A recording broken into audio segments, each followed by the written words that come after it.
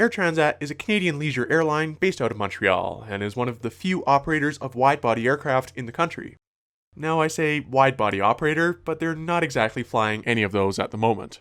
As a leisure airline, their business is heavily focused on vacation travel as opposed to domestic flying, and so their recovery has been a little bit slower. There's been quite a bit of change in their fleet over the last year or two, and I suspect there could be more to come, but I thought it'd be worth taking a look at the Air Transat fleet as of September 2021. Starting off with their narrowbody operations. According to the Canadian Civil Aircraft Register, Air Transat has 7 Airbus A321-200s. These seat around 190 passengers, depending on the aircraft use. According to Air Transat, domestic flights will have the first 2 rows reserved for club class, with the middle seats blocked. On international flights though, they'll use all the seats in an all-economy configuration instead. Interestingly, one of these aircraft is actually in full Thomas Cook livery in Montreal, although it never entered service with them. At least one of these A321s has been flying some revenue flights recently, though the others are presently parked in Montreal in various states of storage. Moving on to the newest type in the fleet, 10 Airbus A321neo LRs, with the first delivered to Air Transat in May of 2019. These particular planes seat 199 passengers, with 12 in Air Transat's club class and 187 in economy. The addition of these A321neos was first announced in 2017, and these 10 are long-term leases. In 2018 though, Air Transat announced that they had signed another agreement to lease 7 more A321neos to be delivered between 2020 and 2022. These 7 aircraft would replace some of their A330s whose leases would be expiring during that time, although this agreement might have changed since. As you'd expect though, these newer aircraft have been doing the vast majority of Transat's flying recently. Next up are 15 Airbus A330-200s, seating between 332 and 345 passengers. As usual, there are 12 seats in club class, no matter which layout, and either 320 or 333 economy class seats.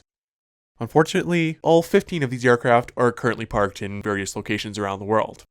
As of the time of uploading, 3 are in Montreal, another 3 in Toronto, 1 in Hamilton, 1 in Marana, and 7 in Rio de Janeiro. And finally, the largest aircraft in the Air Transat fleet is a single Airbus A330-300, seating 12 passengers in club class and 334 in economy for a total of 346 passengers. Like the A330-200s though, this one is unfortunately stored as well in Montreal. Air Transat did actually have 4 of these airplanes for quite a while, but the other 3 were all exported to the US and their Canadian registrations cancelled this past spring. However, those 3 airplanes were configured in an even higher density layout with a total capacity of 375 passengers. Although Transat didn't officially announce the 300 model's retirement, it's entirely possible that they don't see the need for an airplane with that many seats anymore. Curiously, Air Transat still has 3 Airbus A310-300s on the Canadian Aircraft Register as well, despite the type's confirmed retirement in spring last year. Most of those airplanes are now being parted out at Montreal Mirabel Airport. There is also one 737-800 registered to Air Transat, and they operated quite a few of those just a few years ago, but these have been progressively phased out in favor of an all-Airbus fleet.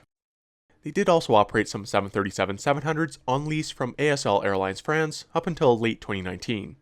Air Transat doesn't list the 737 on their website anymore either, so it's not terribly likely that they'll be flying that type again. Not including those still registered A310s or that 737, that brings Air Transat's total number of aircraft to 33, again at the time of uploading.